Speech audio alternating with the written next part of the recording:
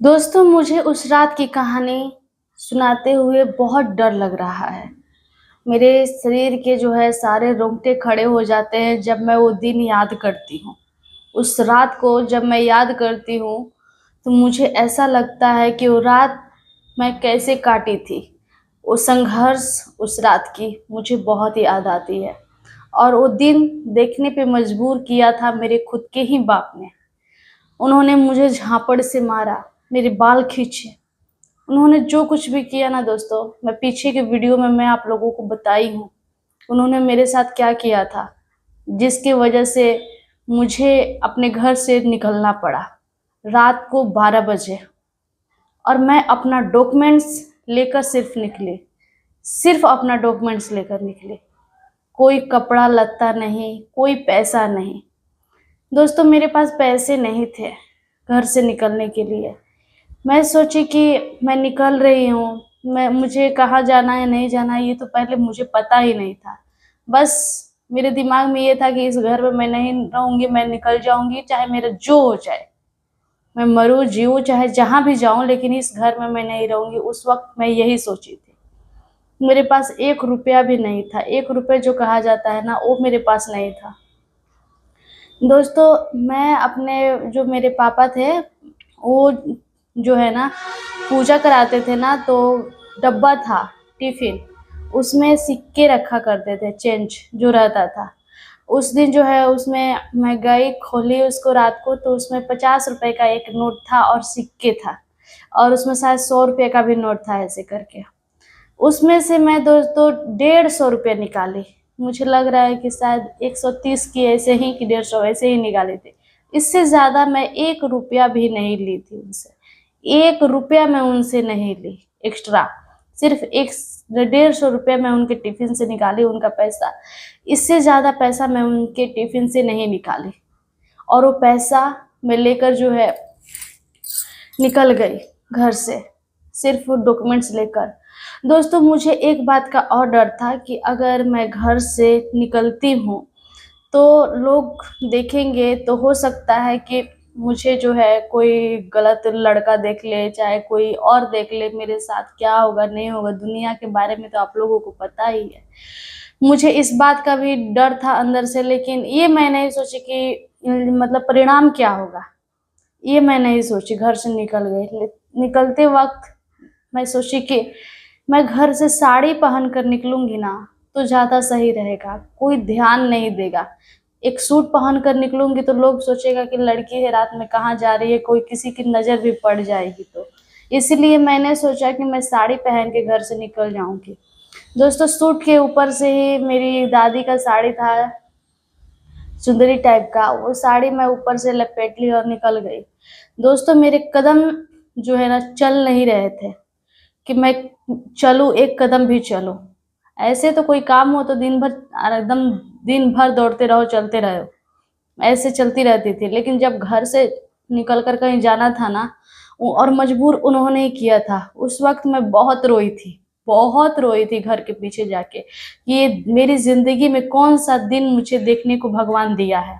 ये दिन मैं इस रात मैं कैसे काटूँगी, ये रात का संघर्ष की जो मेरी कहानी है, मैं ये दोस्तों सिर्फ़ याद करके ही वो दिन मुझे आज ऐसा लगता है कि वो रात कितनी जो है काली रात थी मेरे लिए, कितना संघर्ष की रात था वो मेरे लिए।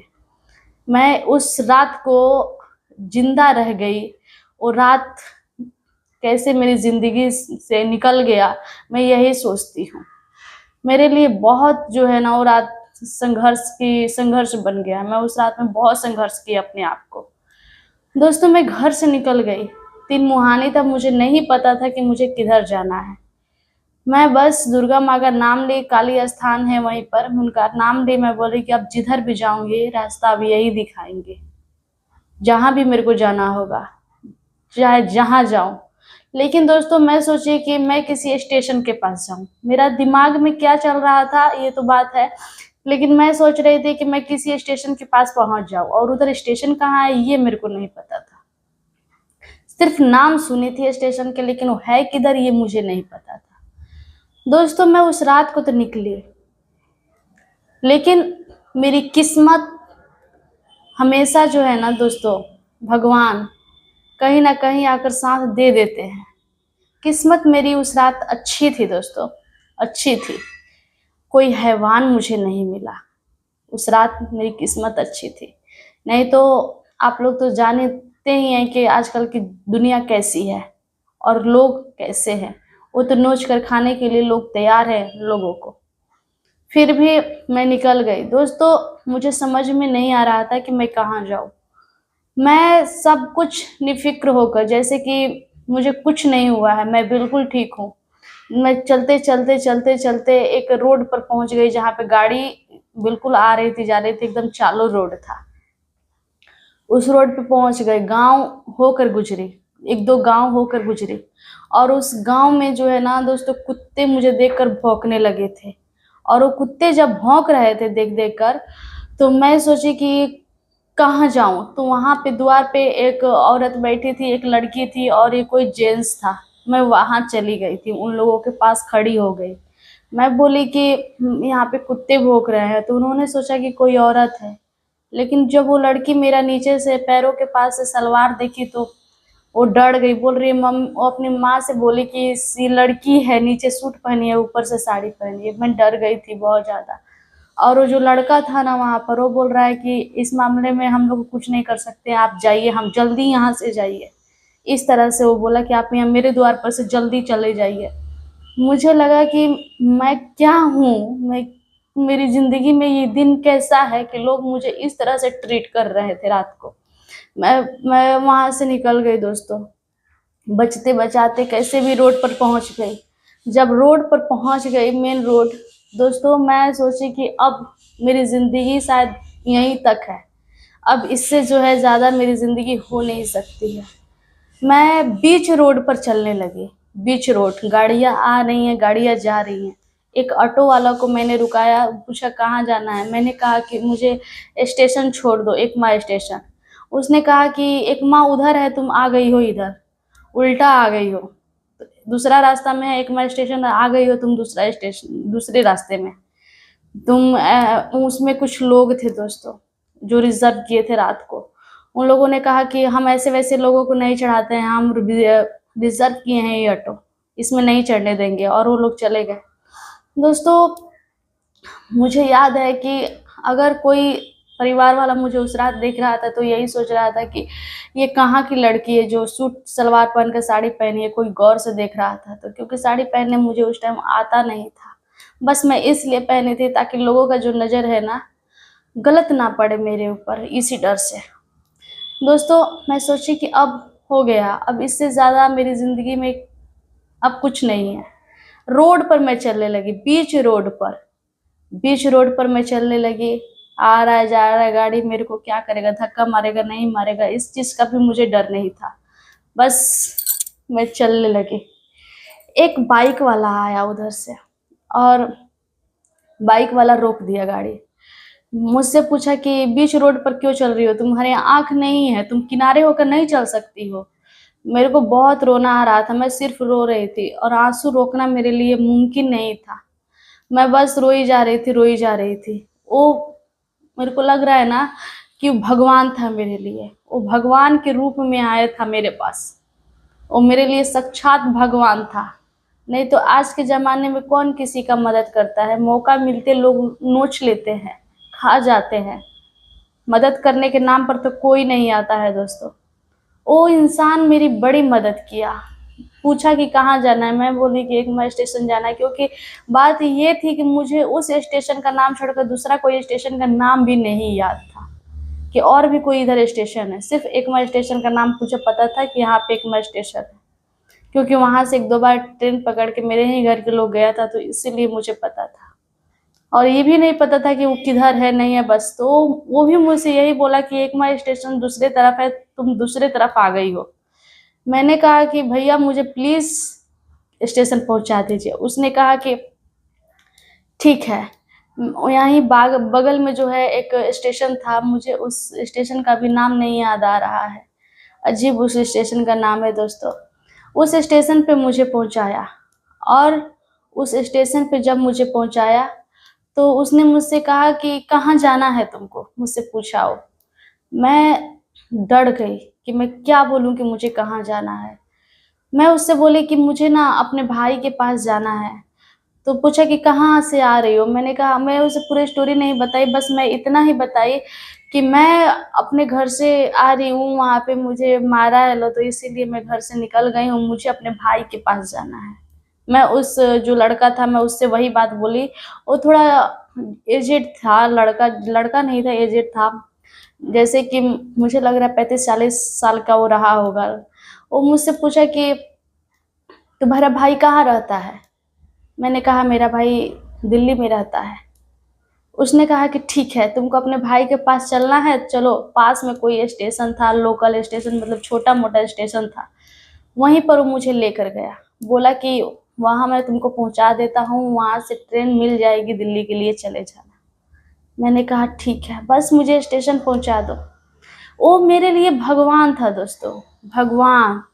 वो गया वहाँ पे, शायद जो रहता था स्टेशन मास्टर या कौन था, उससे जो है मतलब कि उनकी जान पहचान थी।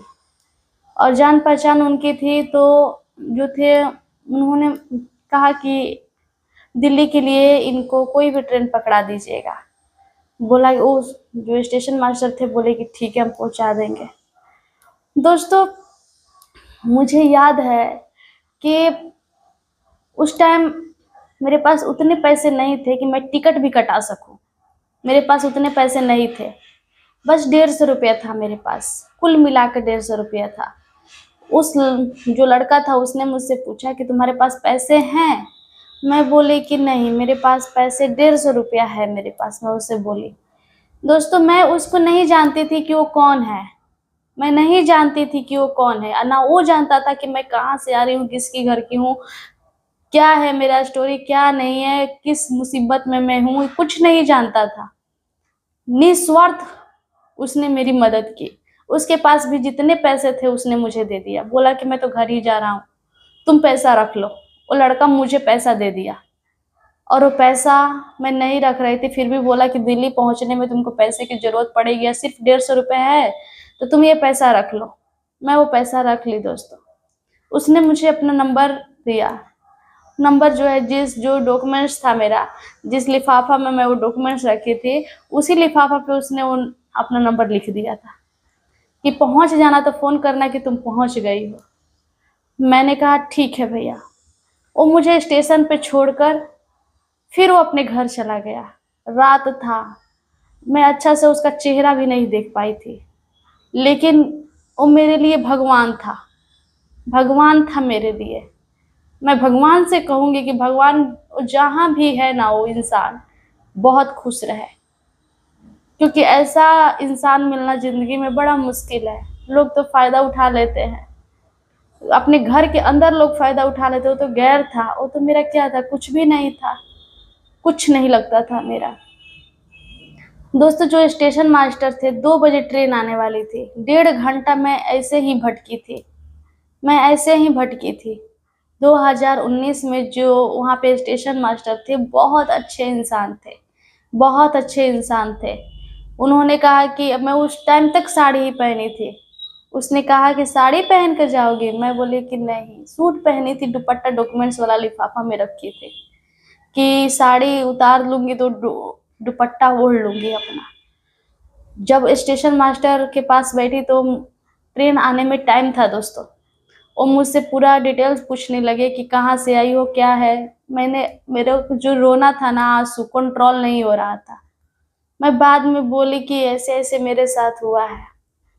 वो स्टेशन मास्टर जो थे वो मुझसे बोले कि तुम यहीं पे रुको, रात भर, सवेरे तुम्हारे घर चलेंगे और उनके ऊपर एक्शन लेंगे जो तुम्हारे साथ गलत किया है। दोस्तों, मैं बहुत डर गई थी। मैं बहुत डर गई थी कि अगर मैं घर जाऊंगी तो पता नहीं अब मेरे साथ वो लोग क्या करेंगे, मारेंगे पीटेंगे, क्या करेंगे पता नहीं। मैंने कहा कि नहीं, बस मुझे अपने भाई के पास जाना है, सिर्फ अपने भाई के पास जाना है। जबकि मुझे नहीं पता था कि मेरा भाई मेरे लिए क्या करेगा, नहीं करेगा। लेकिन उन लोगों से मैं बोल दी कि मुझे अपने भाई के घर जाना है। घर से सोच कर नहीं निकली कि मैं उस अपने भाई के पास जाऊंगी। मैं स्टेशन जाकर बोली कि मुझे अपने भाई के पास जाना है। दोस्तों, जो स्टेशन मास्टर था ना, वो मुझे टिकट काट कर दिया। उसने कहा कि तुम कोई भी ट्रेन में बैठ जाना और किसी भी डब्बा में बैठ जाना, तुमको कोई नहीं निकालेगा। मुझे याद नहीं आ रहा उस स्टेशन का नाम, याद आएगा तो ज़रूर मैं बताऊंगी आप लोगों से कि वो कौन सा स्टेशन था। एक छोटा सा स्टेशन था। उस स्टेशन से लेकर दिल्ली तक का वो टिकट काट कर मुझे दिए। पैसा 1 रुपया भी मुझसे नहीं लिया, क्योंकि 300 रुपया वो आदमी दिया था और 150 मेरे पास था, 450 रुपये मेरे पास था। मैं बोली कि सर पैसा ले लीजिए, नहीं लिए वो मेरे से पैसा, नहीं लिए। मैं खाना भी नहीं खाई थी घर से, एक सुबह से ही खाना नहीं खाई थी, क्योंकि उन लोगों ने मुझे मार रहा था, बहुत ज़्यादा मारा था, बाल खींच खींच कर मारा था। मेरे ही पापा ने और मेरी दादी के चढ़ाने पर मारा था। दोस्तों, ये सब किया उन लोगों ने। उसके बाद मैं दिन में भी खाना नहीं खाई थी, रात को भी नहीं खाना खाई थी, घर से निकल गई थी। स्टेशन मास्टर ने मुझे बिस्कुट दिया था खाने के लिए। दोस्तों, उस रात इंसान नहीं, मेरे लिए भगवान थे वो लोग, भगवान। और मेरे भगवान से वो मेरे लिए कम नहीं है दोस्तों। भगवान मुझे लग रहा है कि धरती पर इंसान का रूप लेकर आए थे मुझे सेव करने के लिए। अपने तो मेरे सेफ नहीं किए, मुझे अपनों ने ही मुझे सोचा कि मैं खा जाऊं, चबा जाऊं, इसको क्या कर दूं। लेकिन गैर ने मेरे लिए इतना कुछ किया, इतना कुछ किया मेरे लिए। गैर वाले जो गैर थे, मैं सोची भी नहीं थी। 2 बजे तक मुझे अपने पास ही रखा, कहीं नहीं जाने दिया। वहीं पे 1-2 आदमी और थे जो स्टेशन पे रहा करते थे लोग, सब सब रो रहे थे। मेरी स्टोरी जब मैं वहां सुना रही थी और मैं इतना रो रही थी कि जो स्टेशन मास्टर थे बेचारा, वो भी रोने लग गए थे कि एक लड़की के साथ कोई इस तरह से कैसे कर सकता है। 2019 में वो स्टेशन मास्टर थे वहां पर। दोस्तों, मैं दिल से उनकी शुक्रिया अदा करती हूँ।